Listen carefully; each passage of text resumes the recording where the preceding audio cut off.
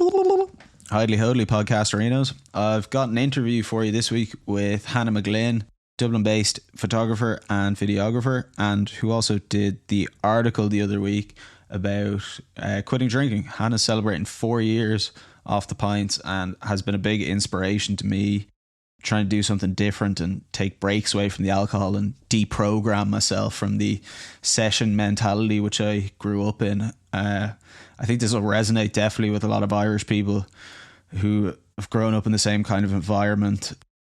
Trying to make a change is difficult. Oftentimes the most important thing is encouragement and the people that you surround yourself with, and also taking that step to get treatment if you need treatment and to reach out for help, because it's a courageous thing to do, to actually put yourself out there and to address these issues and get to know yourself outside of the booze. And Hannah is, as I've said, a great inspiration for that, as she's done it in her own life and stuck to it through thick and thin. So this chat is really, I think it'll strike a nerve with people. I hope you enjoy it. But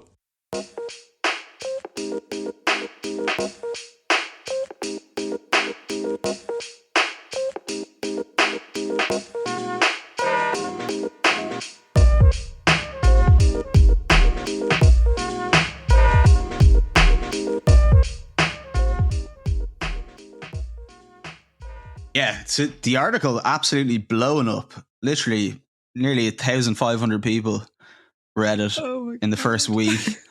So it's gone interstellar.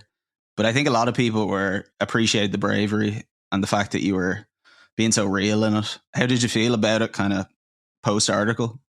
It was a real, I felt great putting it out there. And then as it started to settle in, and I was kind of like looking at people who were viewing my stories, and I was like, whoa, everyone knows my deepest, darkest secret. I know, it's a bit nerve wracking, isn't it? You're kind of like exposing yourself, but there's also kind of a freedom to it, I think. And oftentimes you find people are much more in the same boat than you'd think. A lot of the time. Totally. Honestly, the amount of people who also reached out to me and were like, thanks so much for sharing that. Yeah. Either at the moment I'm going through something with drink, or I gave up drinking a few months ago, or whatever it was. Yeah.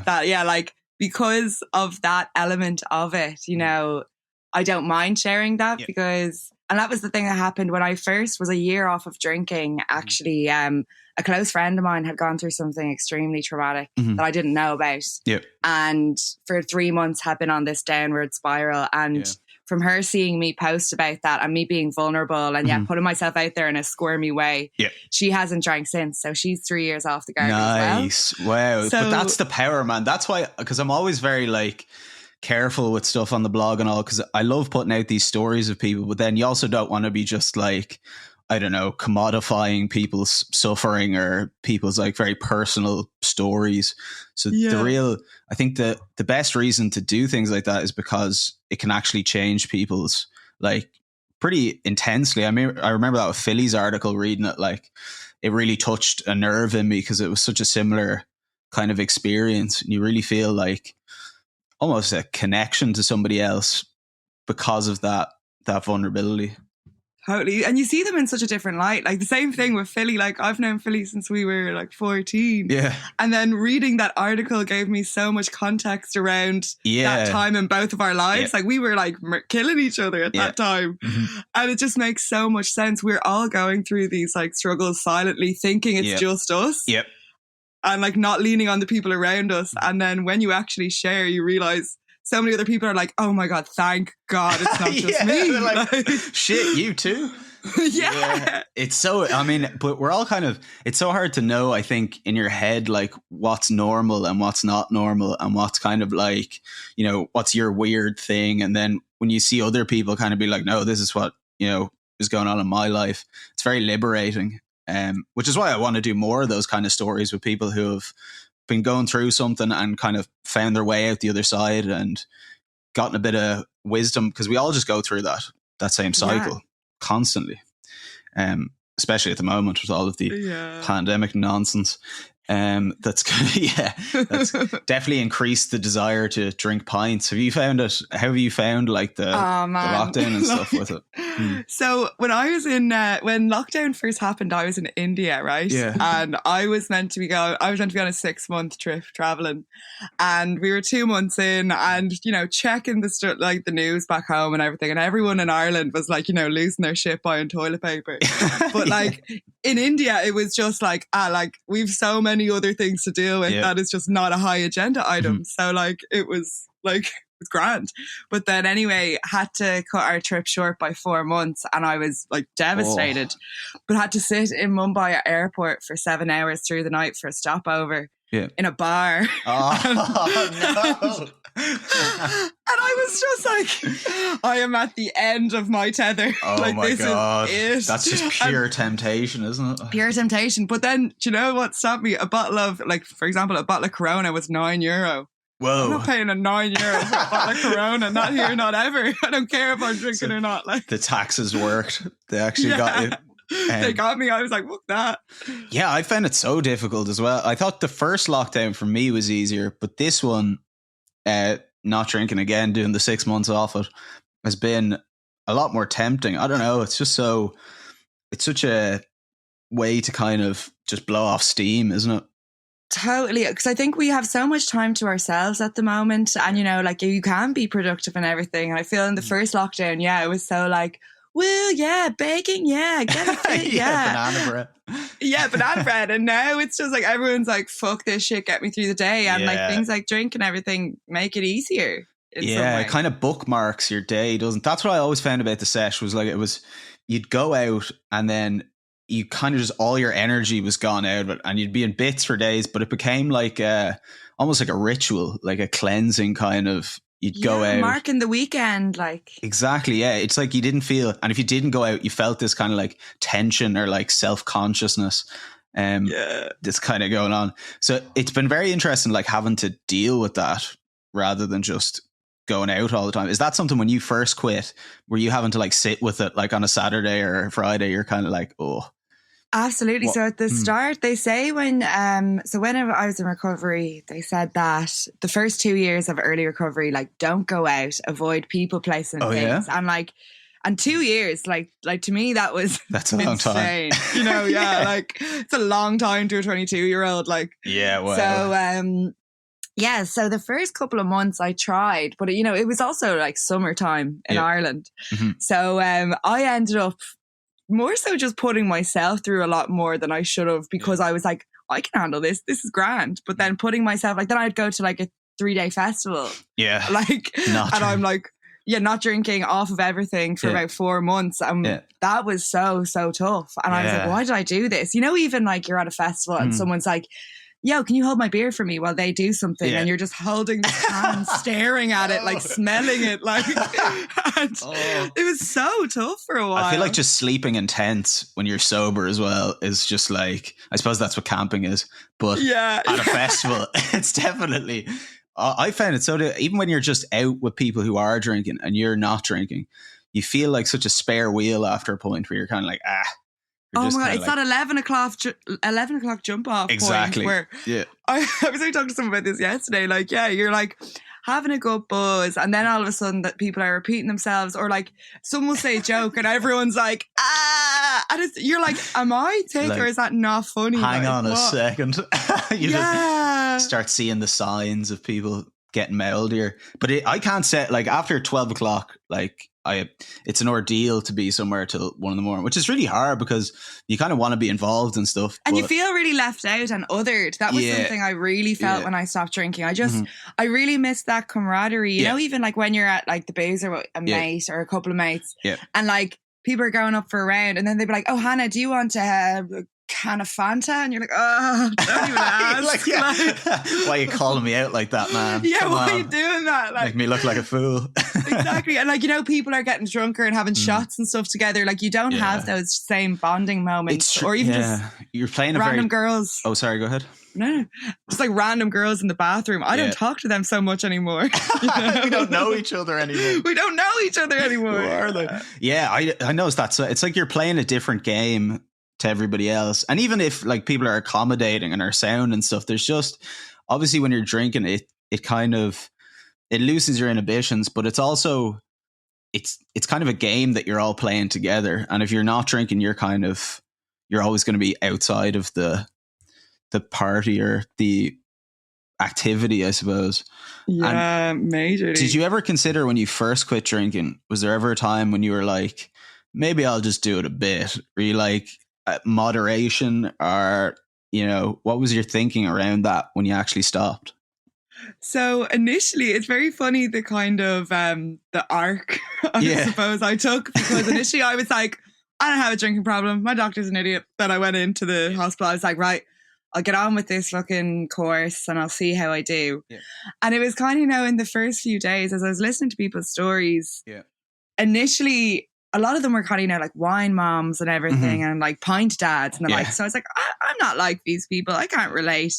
But it was as I heard, there were kind of like women, say in their late 20s, talking about that kind of arc of, you know, I thought I'd be able to learn to drink better, you know? So, and like me hearing that, I was like, that's me. I'm learning to drink better in here. And then talking about how it went from, you know, binge drinking with your mates to, you know, as you get older as well, you don't see your mates as much. Everyone's working, people have families and stuff. So she's like, you still want to mark your week, and then you want to mark your day, and then your drink, you know, it goes from a few casual like cocktails to a full bottle of wine to vodka, and like the way that things can so quickly escalate without you noticing. And I know myself, I have never been able to do anything by halves. I've never been that guy who can go and have one pint and nurse the pint. I don't think I've ever met that guy, but my brother's that guy. Really? It's actually crazy. But my brother's that guy because I only found this out when I stopped drinking. I was telling him, I was like, oh yeah, I've never been that person who could have just the 1 pint. And he's like, oh yeah, like I'll just go and have my 1 pint because otherwise I'll black out. So I just don't go past that or whatever. And I was like, wait, you have blackouts too?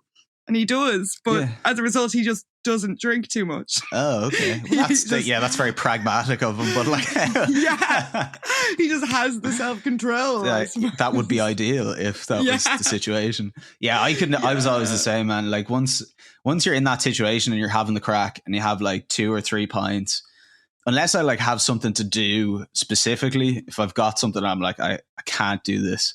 And even sometimes if I do, I still go out. You just get too excited and you're just kind of get caught up in things and run around getting gargled. Totally. And like, that's the thing. I know myself, like every fucking diet I've ever been on, you know, the second I eat one Malteser, I'm in for the bag, you know? So like, and when I was in treatment, they really talked a lot about that. They were like, if you go back to drinking, you're not going to go back to the way you started drinking when you were 14. Yeah. You're going to go back to the way you were drinking when you stopped. And then you're going to keep going from there. Yeah. So it's only going to get worse. And we tell ourselves these things, you know, like, oh yeah, like I just need to learn to get really good at drinking pints. Yeah. You can't learn that, like, because you know yourself. I need to turn professional and master the pints.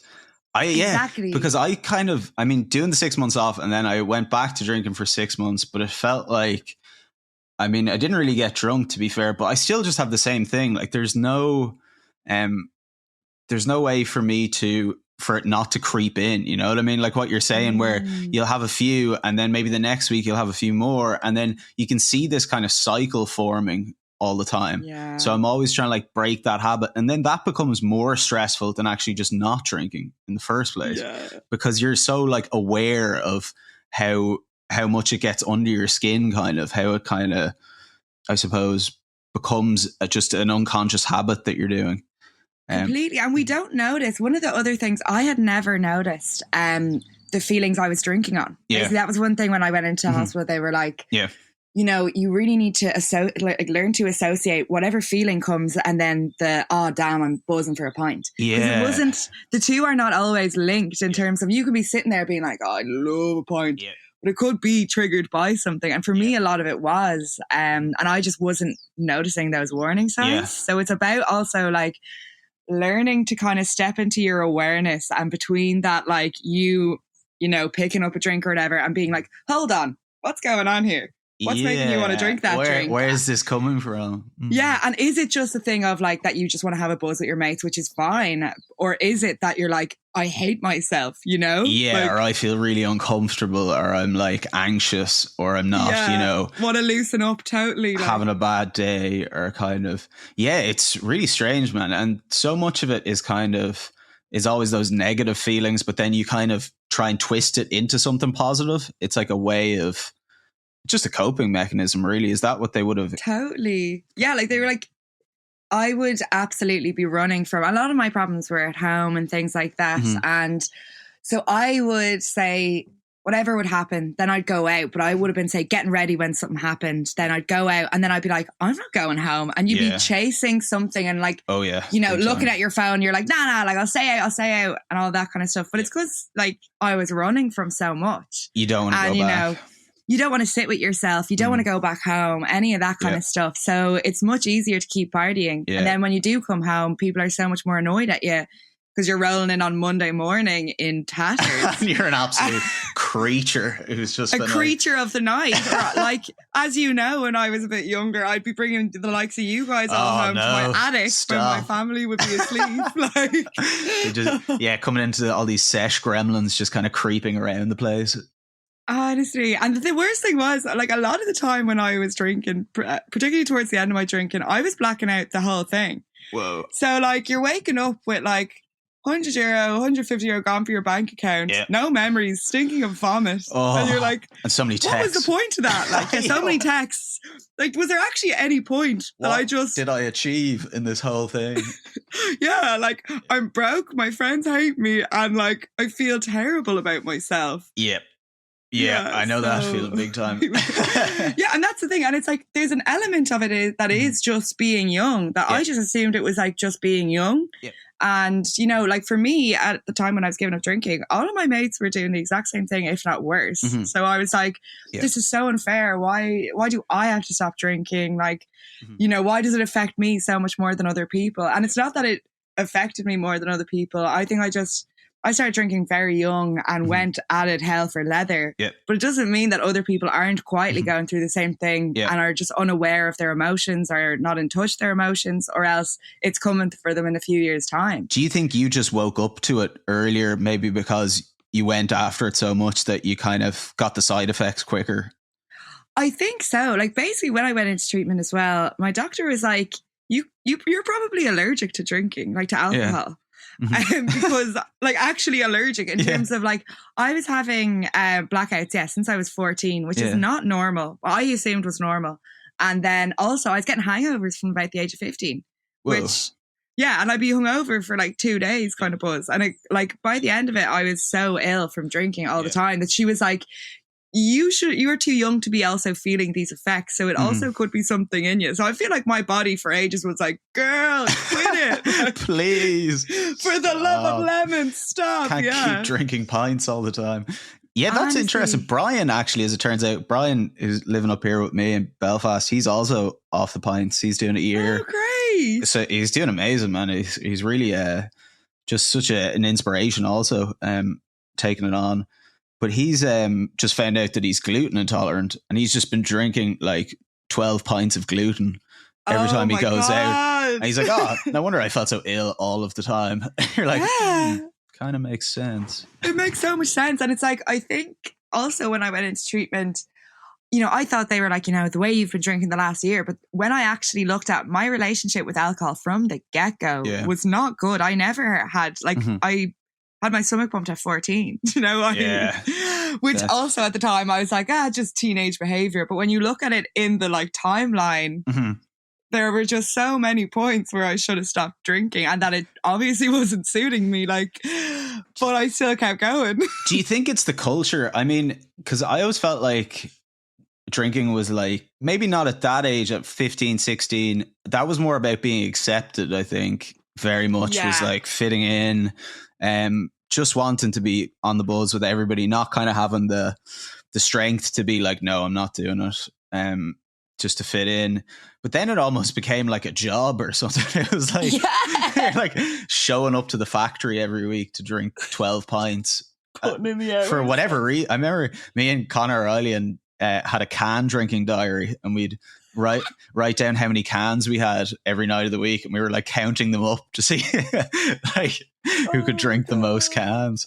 It's mental. I mean, that's the thing. It just becomes so second nature that you're like, you associate every task. I feel like in Ireland in particular, it's like, yo, I just finished my job, or I just got a birthday card, or whatever it is. We're just like, pint?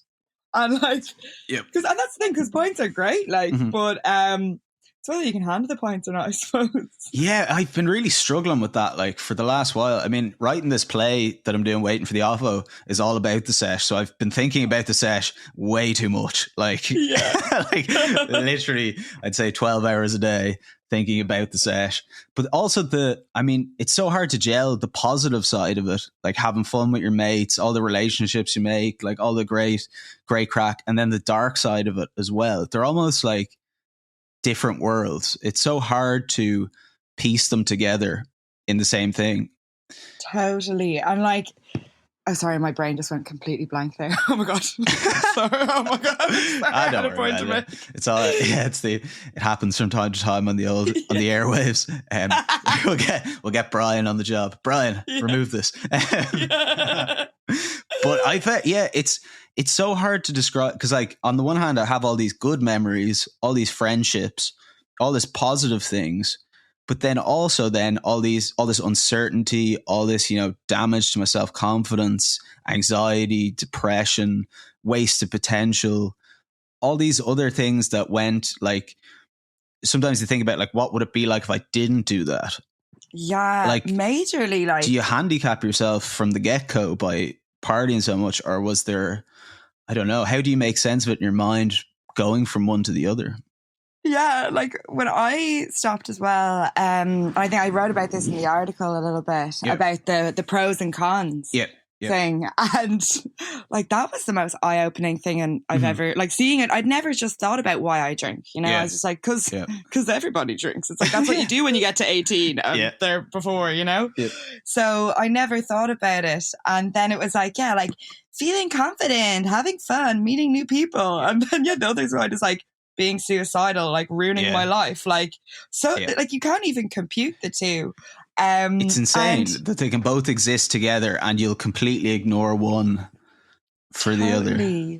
And like that's the thing, when like the productivity thing is a major thing, in that, like, I think with everything, even with like sports and everything too, I'd be like, oh yeah, like I have all these dreams, and then you go out on a session for the weekend, and then that just completely knocks you off something, or you're like, you end up cancelling a load of things that like you want for yourself, but in the moment of the session's more important and has more of a hold on you. So you're like, oh, I don't care about their responsibilities, and inevitably like ruin other opportunities for yourself down the line. Because you're just, caught up in the session, like, because all your energy's going in. That's I thought that was really interesting in the article, because it's a bit of a chicken and egg kind of thing. It's like I did the exact same thing probably around 16, where I quit all sports. But I'm like, did I quit sports for drinking, or did I start drinking more because I quit sports? I didn't know. It was like there was kind of a void that needed to be filled at that age, and particularly in college as well, when you're like, you might have been in college 15 hours a week or something, and what filled the space of all that energy was just constant going out all the time. Interesting what you're saying about the pros of it. I actually idolized myself at 6 a.m. That was like the person I wanted to be, was who I was at 6 a.m. on a session. Because that was like my ideal, like, didn't care about anything, like just only cracking jokes, not giving a shit, just like no anxiety, no fear about anything. That's like who I wanted to be, but it was just such a shortcut of getting leathered to try and get there. And it's like such easy validation, it's like, I really felt like, oh my God, like everybody thinks I'm so funny and so fun or whatever. And then you'd like run into someone when you're like sober and you're like, oh my God, this is so embarrassing. I'm not drunk, I'm not going to be that person they expect me to be. And in actual fact, when I stopped drinking, so many of my friends were like, we prefer you so much more now that you don't drink. And I was like, what? Like, I thought I was so much fun to be around, but in actual fact, I was chaotic and all over the place. So you know, I'm a lot more there for my friends as well. Like I can actually be there for the people in my life now because I'm not just going to bail on them to go on a rollover or whatever. Yep. I'm actually like present in my life and yeah.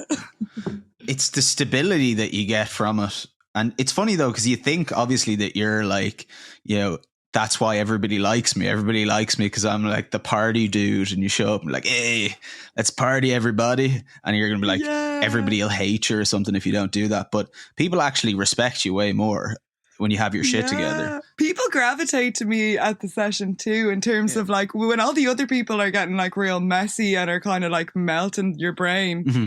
Like I'm that person in the corner who's like still with it. I can have a coherent conversation and I'm able to, you know, actually like converse. And I have some of the best chats ever now when I'm on the session with the other people who can maybe handle their beers better than I could. Actually remember everything as well. And I remember things selectively, but also the funny thing with that, like, you know, people are so like, oh my God, this is so embarrassing. You're going to remember everything I do. And it's just like, we are all our own main character, you know, like other people are a cameo in my night as am I in theirs. So it's like everyone's only really focused on themselves. They're like, oh my God, did I actually say that? And like all these other things, like I barely ever remember like weird shit that people said like to thinking me. Back, like there's only a handful of things really that you'd be like, unless they were like the most messed up stuff ever, you'd be like, oh yeah, I kind of remember that. But it all gets a bit kind of, but you're so self-conscious. I think I was very much like constantly worried about my reputation and about like social status, because like I suppose when you're younger you don't really have anything else either. They're kind of all your bargaining chips, really. It's your whole world. And if your world is then like, if how you get status is by drinking and partying, that's what you have to do the most to be. So I'm interested in that kind of cultural aspect of it. Like, is it just because we're in Ireland, or is it, you know, is it changing? I think like the Ireland thing is a big one, because like whenever, like if I'm abroad and I meet people, like I meet someone from France or something and I'm like, oh yeah, like I don't drink. They're like, oh cool. And like they literally do not even flinch or ask a question. Whereas like when I tell someone, it's an Irish person, that I don't drink, it's like I'm an Olympic award winner. You know? Their face is like, you what? Like how? Jesus Christ. Yeah, and it's hilarious. They're like, oh my God, or like, how can you do that? And like, and that's the reason also I'm kind of, obviously you had to chase me for that article for a long time. Yep, but, hunting you down. I'm glad I did. I was hunted. But I honestly was running from you. But, where's that article? Knocking on your door. But at the same time, it was like I had wanted to write something for a long time about kind of my story, because I do get people messaging me, like people I don't know, people I do know, over the past 4 years, just at random on Instagram and stuff, from seeing things I've posted and everything. And I had always felt really bad about the not posting online that I'd gone through treatment, because I felt like it made it really like, oh yeah, and then I just woke up one day and stopped drinking, you know, which is just such a, you know, a false reality. Like I could not have stopped drinking on my own. No way, no hell. So, so then with the article, I obviously was, I really battled with that I was like, oh my God, like, do I really want that to be online? And like all of these different things.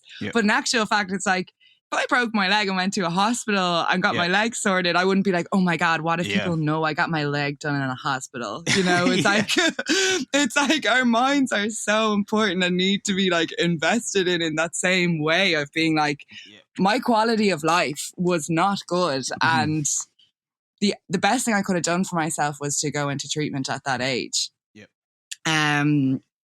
And sorry, now I've actually gone off point. But it's also, I totally agree with what you're saying, in that it's actually a courageous thing to do, because everybody else is going the opposite way, and you have to kind of step out of the slipstream to go out on your own, really. And you would have had to go to those kind of meetings and everything just yourself as a 22-year-old.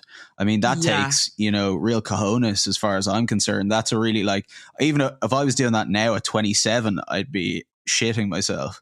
So it's a very like, it shows a strength of personality and strength of character, and to stick to it for 4 years as well is something that really I've found very inspirational in what I've been doing in trying to get off the booze, and, you know, to, I suppose, just be have a better relationship to it, which actually seems to be not doing it by the looks of things. But, did you think after treatment, something that I hear a lot is like, because drinking is kind of a personality. I feel like the whole sesh life it is who you are in a sense. And as I've tried to get away from that, I felt I've had to kind of make a new personality for myself in some ways. Totally, complete. I actually haven't heard that put into words, said back to me, but that is actually because I really struggled at the beginning because I used to need alcohol to socialize with people and get so much social anxiety. I still even get a bit anxious if I'm going out to meet a group of people that nauseous belly or whatever. Yeah. And initially it was like, oh God, what would I even talk about? I have nothing to say. But as you get on as well and you're going about your life, I've found that there's so much more substance to my life now. And I'm so much better of a communicator now because I'm actually listening and actually conversing with people. That this whole new person has come out of me not drinking. A confident woman who I didn't know years ago. Yes, exactly. It's that, honestly, because writing that article was an up and down process for me. It was about 6 months when I looked back at it. It was good. It was November. I was just hunting you down month by month. I'm like, what about this day? What about that day? Honestly, because I'm so chaotic as is. And then it was I scrolled back and I was like, when did he ask me for this? And I saw it was November and I nearly died. I was like, no. But it was because I was grappling and also just making these realizations myself of being when I think back to that person who went into treatment at 22, I genuinely thought I was the biggest piece of shit, that everyone hated me and that, there was no coming back from that, that it was I've made my bed, this is my life now. Yeah. And in actual fact, in tearing all of that down and putting in the new foundations and everything and, stating the person I wanted to be back then, it's I am that person now. And I don't remember waking up one day and that happening. It's from all the gradual growth and the fucking hard work I've done on myself. Yeah. But that now I can look at myself, I'm like, damn girl, how you get this way? You're like, shit, I do. Yeah. It's so true though. And that's because I did exactly the same thing where I always used it as a crutch for socializing and felt like I couldn't even talk to people without drinking.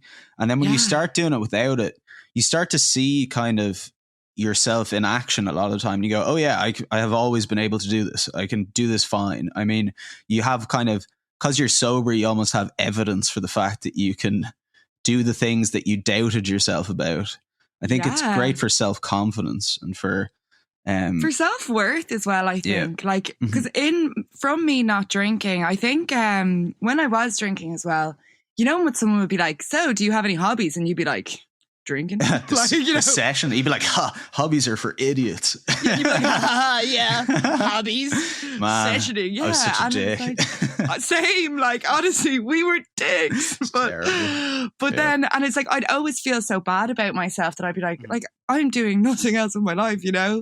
But now there's so much more going on in my life that I don't need to go out on a session to have something exciting in my life happen. There's so much.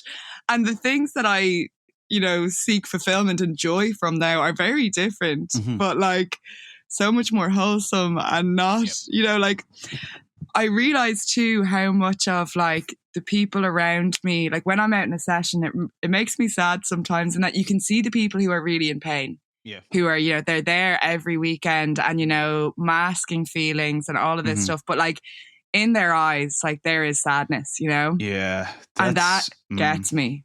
Very hard, man. And very hard to, I guess we've all been there where we've been that person who's running from something and channeling all your pain into just pints and sessioning. It's a very addictive process. Really, I never thought of myself as an addict because I wouldn't be drinking every day, or I wasn't the type of person to wake up and be like, oh, I need a bottle of wine or something. But I was absolutely addicted to the process of escaping from how I felt with substances, no matter what it was. It's very hard to face that in yourself, really. That's what I found not drinking is facing up to those feelings every day.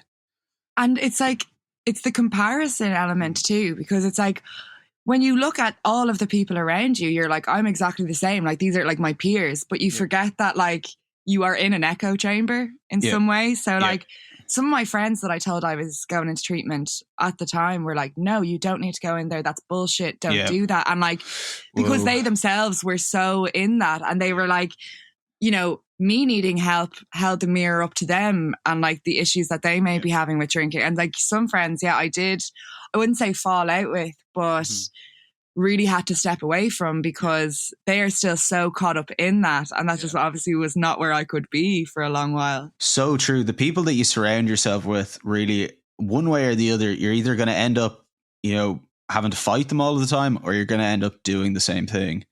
So I found that for not drinking, it's like, it is really, that's a hard part of it, is picking and choosing and being like, you know, if you want to do that, fair enough, but I can't spend that much time with you while you're, you know, being so self-destructive, because you just get caught up in it. And also people don't, I know it's always an interesting thing, like when you tell somebody you're not drinking and they kind of have a go at you or something for it, where they're almost like, you know, trying to get you into it all the time. I mean, there's a funny way of doing it where it's a bit of crack and whatever else, but then there is also other times where you're a bit like, like what's motivating you to try and pursue that, to make yourself more comfortable, really? I mean, if I was destroying myself, it would make you feel better. That's kind of like, you have to wonder then, you know, are you friends even? Is that like... Completely, like, it's like if you need to see your friend in pain in order for them to be your friend, like you really do have to assess. And I had to really assess a lot of my friendships.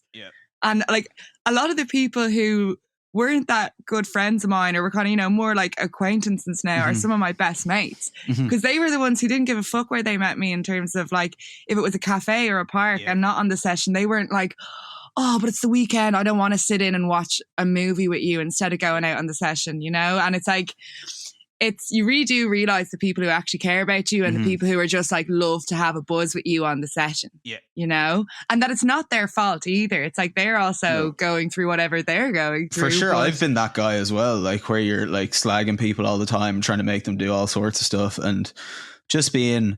I mean, to a certain extent, I suppose it is, you know, it can be a bit of crack and whatever else, but I guess it just goes too far, and you kind of become, I'm thinking about like you're like one of the devils in hell or something, and you're trying to keep everybody in this pit with each other, because somebody going, here, I'm not playing this game, it fucks up the game for everybody else. Because if you're then session, what if everybody else starts not session, and then you're, you know, left on your own, and you're like, oh, well, you know, where does that leave? You know, what am I going to do? And the people in the pit then are looking at you being like, wait, I drink more than them, but I couldn't have a problem. And that's the thing. So it makes them like freak out, you know? And I've had friends like that as well. Or else, you know, pals be like, oh, what, you're soft. You don't even drink that much. You don't need to quit drinking and all. And it's like, and it's not coming from a place of badness. It's also coming from that's one of the things as well I wanted to mention is, people don't realize as well the effect what they're saying can have on their friends or family at times when it comes to like drinking, of like that little, don't be soft and go home, or like, could you not just have a beer, or all these things that like the like what you're inflicting on a person who could literally have been trying their damned hardest or whatever, and then to be like, oh, you're this, you're that, or whatever, you suck. You suck. You actually feel like even more of a piece of shit, and you're there feeling like, I'm already the wet towel with no personality. It's true. No one wants me here. So it's a very tough place to be in when you first give up drinking, if you don't have the support around it. Yeah, for sure. But it requires you, I mean, you have to kind of start sorting everything else out. I thought it was really interesting the way you were saying, like, obviously your creative work and everything. If you were still drinking, like, it would be very hard to do those two things together. I've seen, like, there's no way in hell. The more I do in my own life, the more responsibility I'm taking on, the more stuff I'm doing, the less I would be able to drink. So it's like almost a trade-off between them. Sacrificing the drinking gives you the other stuff. Yeah. And like, you have to realize one thing, you have to realize too, is that we only have so many hours in our week. Yeah. You know? So like, that was one thing I also had to do. It was like in an occupational therapy thing of like, assess how many hours you're spending every week drinking. Yeah. and, you know, not just drinking, but then hungover, like all of those things, and like how much time you're actually wasting, and the things that you're annoyed that you're not doing, you know, like you could easily be, say, subbing that in there. Because at the time I was like, I'm so shit, like I'm not a good photographer, like I wish I was better, and all of these things, and really like taking life lying down, as in like, no, I'm just not good at anything. And, you know, it was very much in that negative headspace.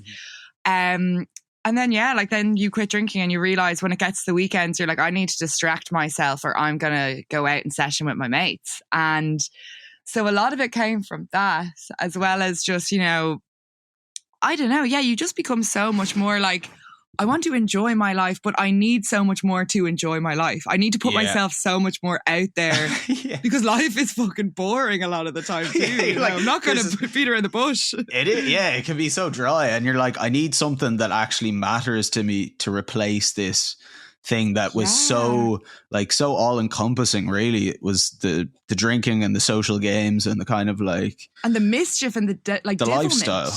Yeah, that was it. And like, you don't, like, when you don't drink, you don't wake up somewhere you don't know with some mad story. Like, you very seldom end up in those situations. Man. I feel like so much of being such a ball bag when I was younger, getting in so much trouble, is just like, just for the stories, like, just to have something to tell people and to be like, you know, so you could be the maddest cunt going around telling everybody, oh yeah, I woke up in a bin and fucking out in Hoth somewhere, and it was like, oh, it was gas, man. And then you get to an age and you're like, I need another way of making stories. I need to figure out. And then you're like, oh, I need to find a way that doesn't destroy me to make these stories. Something a bit more positive. But you do realize that quitting drinking, that life is actually really interesting when you pay attention to stuff. There's always weird stuff going on, and so much of, you know, your own journey can be what you talk about and what you're interested in as well. If you're doing something that is meaningful to you and passionate, it doesn't have to be necessarily something artistic, but just something that you're, you know, putting yourself out there, like you said, and, you know, actually giving it a go rather than just, and actually having something to say for yourself, you know. Like I used to find as well, people be like, so what have you been up to? And you're like, you wouldn't really have much going on other than like, you know, that wild story out on it, like whereas now, you know, I meet someone and I can tell them about whatever projects I'm working on, or else like we talk about, I don't know, like even just like cultural, artistic things, anything outside of it. It doesn't just have to be the like, oh my God, we go get a few whatevers, you know? Yeah. I was off my head the other night. Do you think being a creative person, I think being creative definitely got me into a lot of trouble. I think it was either be creative or be addicted for me. 100%. Because I'm a very high energy person, right? I get very bored very easily. So I need, so I just found myself, and like, it's only something I've realized after the fact too, that like I really need high stakes to entertain me, and I would go to great lengths to entertain myself, you know, to my own detriment. So like, and that's the thing, you do find not drinking that the odd time you're like, man, life is fucking boring. But for that, as you're talking about the stability, you're like, stability is a good trade-off for the other things that came with it. Yep.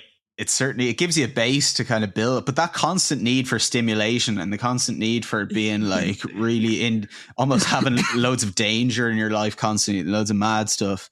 I think that's just kind of like mismanagement. It's just like you haven't got your affairs in order, so you're kind of lashing out, looking for something to fill the void. And like, you know, you're going to like sweet clubs and, you know, having mad times, which is also like, as a filmmaker, you know, I used to be so like, this is all great. This is great content. This is amazing. I'm going to write about all of this. But like, for one, did not write, but tried to write. Never got far. That's so funny, man. I had like, in college, I was convinced I was going to be living this like Charles Bukowski life. Like, I'm just going to drink like 10 bottles of wine and, you know, write stories and it'll be cool. And now I'm like terrified of all of that material that I produced and will never do anything. Because you're just like, it's, do you ever read Stephen Pressfield? Have you ever heard of him? No. The art, or the War of Art.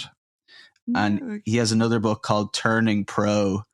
But that's his thing. He's like, if you're a creative person and you're not doing the creative work, you'll make art of your life. So you'll make yourself a character and you'll make the events in your life stories, and your creativity will kind of seep into your life and become drama and become you live this kind of shadow life. So his argument is that when you're in that state, you have to start applying your creativity and you need to turn pro. That's his whole thing. You need to basically become, whatever you're avoiding doing, if it's photography, if it's writing, if it's painting, whatever you're putting off, you need to immerse yourself in that and make that your life to get that creative energy out of you rather than, drinking 45 pints and waking up in a bin. Because honestly, like the joy I feel from creating now versus say like the joy I would feel like, because you do feel you feel great when you go out on a session. Oh yeah, like pre-hangover, you're feeling unbelievable. Yeah. So like, but it's temporary and you have nothing to show for it after the fact. Whereas with creating now,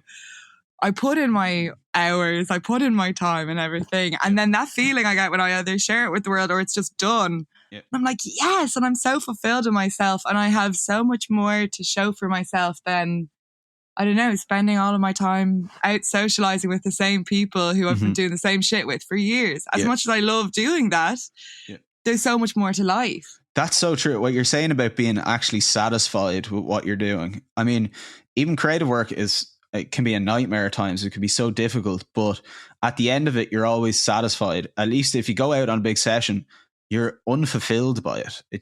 There's never a session that you're like, that one was perfect. That'll do me now.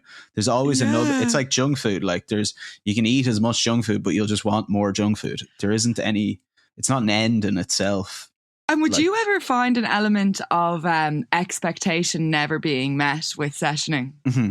This is one of the things I found with just reflecting upon it. It's like, start of the night, you'd be like, yeah, this is going to be unbelievable. We'll all be mates and like this, that and the other. We're going to have the best time of our fucking lives. And then, like half your mates get lost. Someone doesn't get into the club. Someone gets thrown out or whatever. Someone has to go home sick or whatever. And like, you all end up all over the place and you think you're going out to have like a deadly time with your mates. And a lot of the time I'd end up like puking, getting sent home in a taxi. And it's an absolute ordeal, just wandering around, having lost it. But that's, the expectation. You're always chasing this fantasy. That was the way it was for me. It was like, what do they call it? Chasing the dragon or chasing kind of like, you're looking for this perfect night out. And then sometimes you'd have a good one, but then it would never be, you'd be like, okay, I'll just throw that on the pile and then you'll have to go out and try and have another one. And you're like, there's nothing, you're chasing after something that isn't there. You're not going to find it, I think, in the session. That's always what I found for me. I couldn't self-actualize from doing ease and dancing till 6 in the morning. It didn't get me there. But I just thought, because it's interesting that, a lot of our friends would be in the same boat and would have partied a lot, but would also be creative people. I think there's a kind of, an overlap there. Maybe just because of, where we've grown up and stuff. Yeah, no, it's so true. It's so funny the amount of people who I cross paths with now who I would have sessioned with years ago. Now I meet in a work context. Yeah. And like we're all so much further down the road and we'll see each other and we'll talk about that time or whatever. But now we're in a totally different part of our life and like co-creating together. And it's so interesting how, we all did. I guess Dublin is just a really nice melting pot for that. Yeah. Like we're so fortunate to have grown up in Dublin in terms of so many of the people, I work with now. I met when I was 15 in the castle drinking druids. Like, so true. It was a great place to make connections. Weirdly, I'm kind of glad I did it when I did it. But it was networking before networking was a thing. Before we knew that you're going to need to network. But now I've done the background work. It was interesting because I had Moet and Costello on doing the 2 Chaps Endurance, and I would have known them from going out and session and stuff in town and like techno nights and stuff like that. And now the two of them are up 5 in the morning every day, sea swimming, running all these running, cycling challenges. And I'm like, what happened to us? Like, what's going on? Where is this? Honestly, it blew my mind seeing that because I would have known them through being at sessions with you and the boys and stuff. And to see, and it's really interesting. Your blog/podcast is like a series of our mates who went one way, who've been like, hold on a second, hang on a minute. Yeah, and like of all of us who have been like, I've probably been at a party with nearly everyone on your podcast. Exactly. Yeah. But now we've all developed to a certain... Yeah. It's kind of... But that's something that I'm really interested with the podcast and blog, I suppose, is kind of encouraging people to take that step and to do something different with their lives, to, you know, even take a break or to start, you know, whatever it is you're putting off by indulging in the session or whatever else, to really get down to it, because it's a better life. There's a better world on the other side. Sometimes you just need somebody to be like, look, man, this works. You know, you shouldn't be, the most dangerous place to be is where you're half in, half out. And it always warms my heart when I see people with stories like your own, Hannah, where you've, you know, done that journey and you're like, fuck, that's so powerful. And that's why so many people gravitate to it, because it's so true to all of our conditions that we end up there. And not everybody does that. Not everybody gets out the other side. And as you get older, it gets more difficult. Completely, like, and it's a really scary thing, like, because once again, sitting in AA, like seeing some of these people who, you know, are 50 but look like they're 70, and some of like the stories that they had, just being like, I could so easily see myself being there in 30 years. I had to do some quick maths. Quick maths. But that it's such a scary one, that it's like, you know, you get such instant gratification from drinking, and there's no doubt about that. But, and like that you don't get from other things in life, from doing the small tasks, or even from creating a lot of the time when you're having a bad time with it. Yep. So it's so hard in that moment when you're like, fuck this, to be like, nah, I'll take the other route of sitting in my room watching some on Netflix or whatever it is. But it's like, you're playing the long game. And that's what I keep telling myself, that I'm playing the long game here. And even though, like, some of my friends who also just don't get the not drinking, most people are very supportive about it, but that it's like, in 20 years' time, I'll look back and I'm definitely not going to regret not drinking. Yeah. You know? Yeah. You're never going to be like, damn, I wish I had all those I had that session. You know? Yeah. And that's, I suppose, the essence, the sacrifice is, the idea for me at least, is that I'm sacrificing it not just to lose the session, but to actually get something more, to get, you know, stability in my life and in my mind, and to be able to do my work and to feel better about myself, and also to kind of know myself better. It's very hard to get to know yourself when you're always avoiding anything that's bad about you or anything that's uncomfortable. Yeah, and you like identify with this facade, like it was the worst when I was drinking. It was like I was a whole other person when I was drinking, and you know, we had different morals, she and I. Oh man, ambiguous. You know, like ambiguous. So like waking up after, like, you know, I'd wake up having blacked out everything, and then like it would be like my body had been hijacked by someone with very bad intentions for me, and had done all of this stuff, and then left me smoking in a crater, you know, in a ditch somewhere, and I'm there picking up the pieces, going, she did what? You know, what have I done? Yeah, what have I done? That was Patricia. That was exactly. It's just shooting yourself in the foot. It's like that Simpsons thing where he's like, "That's future Homer's problem," and you're just leaving yourself with this big, you know, fucking mess of a life after. Yeah. There was something I was going to say there. What was it? Has my mind gone black? Something about the future. Future Homer. Future Homer. Shooting yourself in the foot. Oh yeah, you know the way people always say like drunk words, sober thoughts, or something. Yeah, that's so not true. That's bullshit, man. That is fucking bullshit. I've like, you know, tried to fight my best friends and told them I hate them, and I love those guys. I fucking love them. This is drunk man does not represent this party. All right, totally, like, and it feels like you're on an invisible chaos machine. It's just like churning out chaos, and you're like, who the fuck is driving this thing? But you're driving it, but you don't know that. An invisible chaos machine. You're just throwing obstacles everywhere. Honestly, churning them out as you go along, like just tripping yourself. Oh man. Another Simpsons reference, you know that Sideshow Bob when he steps on the rake and he's like, surrounded by rakes. Like that for me is drinking. Yeah, you and me both. And I was wondering that, yeah, what kind of, what lesson would you give to people from your journey down to, the treatment and coming back, reflecting on it, what's something that you'd like people to know for their own lives?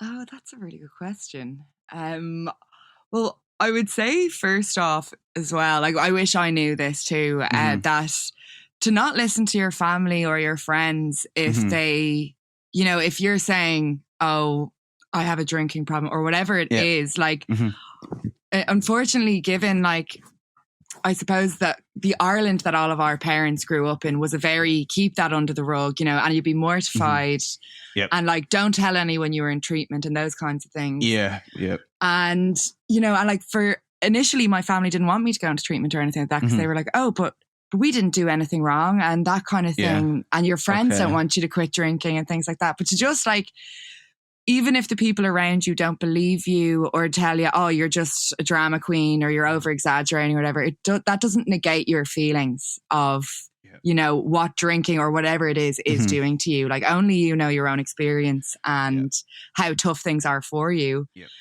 And to dip into that, that question of like, why, if it is the drink, for example, that's got you down. Yep.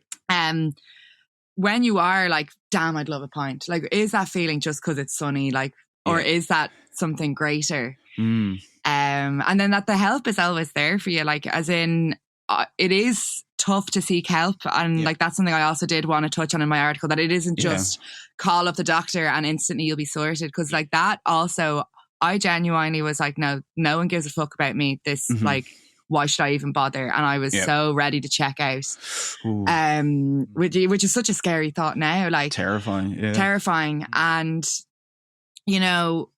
I went and I sought help and everything, and it did take some time, but there's services that are there. Like there are some amazing services out there, like the likes of St. Pat's, like some of the best addiction counsellors and just doctors in the country work from there. Yep. And, if it is a thing of inpatient, another thing, I wasn't going to go inpatient because I was like, oh, I'm in college. I want to hang out with my mates. It was coming into summer and everything. Yeah. And I wound up in hospital for 3 months, not allowed to leave for 2 months, having not been told that on my way in. Whoa. And, I was so annoyed about all that. I was like, oh, fuck's sake, all my mates are out drinking. And it's like, you investing in your mental health and physical health and your well-being is so much more important than the random nights out that you're not going to remember in 10 years. 100%. Like it's invaluable to you. So like it's just so worth investing in yourself as well, because we deserve it. Like we all deserve love. Yeah. And that it's the best thing for you. Like it is exactly what you've said. It is loving yourself in a way that's somehow that's above where you're just indulging yourself and like, oh yeah, I love myself, so I'll just let myself do all these things. It's like, I love myself, so I'm actually going to endure this pain now so that my future self doesn't have to, so that I can actually, be in a better place in time. And that is about loving yourself, which is hard if you're sessioning and, hurting yourself really because you don't like yourself or because, you have all this pain. Totally. And like, that was the thing. It was like, that I didn't love myself enough to seek help before. I was like, I don't deserve any better than this. I'm a piece of shit and I'm getting what I deserve. Whereas now I'm like, no, I deserve a happy life, because we all deserve a happy life. And like, I know I'm a good person. I know. And like, another thing I used to rely on too was, I was like, the only thing I have to offer to people is that I'm nice to them or whatever. Yeah. But to like, to recognize that your value as you are, like we are all class. And like, and through not drinking, I've only become more and more class, because I've become a better friend. I've become a more intelligent, stronger woman that can now support the people around me so much better. And, I love life now, and I never thought I'd be able to say that. Yeah, that's on 100%. And then when you do that as well, you're an example to other people like myself and like other people that have read the article and that are, doing something different and taking a break from it and getting off the sauce. That's a power that you get from undergoing that journey. It's quite a, you can change the world that way. I think that's how you change. You can change yourself, and then that changes other people in a way that's, it's hard to match it. I think it's so it's powerful, and that's why so many people have gravitated to the article. Yeah. And what's next for you? What are you working on? Oh, I'm working on that's. I'm not sure how much I can say about certain things, but I am currently certain secrets. I am currently hopefully pitching a series to someone, but I can't say whom. But there's some big things in the way. I have some. I've got a couple of music videos on, probably about 6 music videos on at the moment. Nice. Some that I'm very excited about as well. Yep. And then I've just been I've been rollerblading and hula hooping, and I got a candle making kit, that's all the things you have to do when you're off the pints and be like, that's the thing. You have to also get a lot more creative with your time. The whole thing of being bored. When I first stopped drinking as well, it was Paddy's Day. And I'm sitting there at home, big scowl on my face, going, everyone's out having points, and I have to sit at home. And my brother, he would be very much an outdoorsman. Yep. And, he was going bouldering that day and was like, oh, do you want to come? And I was like, no. So he dragged me anyway and was like, this is something really fun. It's a great outlet. And it's like, it's physical, but it's really enjoyable and it's really social. Yeah. So, and then I went and I absolutely loved it. So when I first came off the gargle as well, I was going 4 times a week or something. Because you also need something else to get addicted to that 100%. Isn't a negative, because it's very easy to cross addict in terms of, you come off the sauce, you can go straight on to whether it's Xanax or something else. Yeah. It's very easy to fill that void with something else. So it's so important to fill that time with something that's positive for you and that will help you grow and will make you the person you want to be. Yeah. I found that with any sort of exercise as well, like bouldering or something where you're actually using your body, because it's the only thing for me that gets the same refreshment that I was talking about, where it's like a ritual where you go out and drink and it changes your state of consciousness. I find that with exercise, it does the same thing. Like, you're not the same person after exercising as you were before. Like, it changes your state of mind. And that's really, for me, what I'm looking for when I drink is like, I'm craving that, the release from anxiety and from self-consciousness and, a different state. But there's actually ways to do it without the negative consequences. Yeah, like cliff it turns jumping. Out. Cliff jumping, you're like skydiving. Yeah, it just has to be extremely extreme. Complete adrenaline junkie now. Come on. Yeah, sweet. Is there anything you want to plug? I mean, I've got the website in the description as well for hannahmcglynn.com. Is there any places you'd like people to go to see your stuff? I mean, I guess Instagram's where a lot of my work comes from, / where I share most of my photography and video work. So I guess that. Yeah. Sick. Well, thanks for speaking with me, Hannah, and thanks for writing the article. I know it might have taken 6 months, but I'm glad I chased you for it. I'll tell you that much. Yeah. And thank you for chasing me for it, because the catharsis was real in writing that article. Yeah. I did learn a few things about myself even in the writing process. So thank you. No problem at all. I'll do it. I do it anytime. And if anybody else has any stories that they want to share, to inspire people and to encourage them, I'll put some link in the description. Right. Appreciate it. Oh, that was a serious conversation. I really enjoyed speaking with Hannah, and I really hope that that's beneficial to people that are, thinking about drinking in their lives and about, maybe making that sacrifice to pursue a higher path and pursue something else. If you want to support the podcast, just click that follow button on Spotify or iTunes or whatever it is that you're listening to this on. Subscribe on YouTube. Get involved with the party. We would love to have you. We're always looking for more guests. If there's anybody that wants to speak with something that's encouraging people to, take on the responsibility in their lives, to better themselves, to realize their potential, definitely get in contact with you, man. I always love to speak to people that are trying something different and really trying to be the person that they could be. But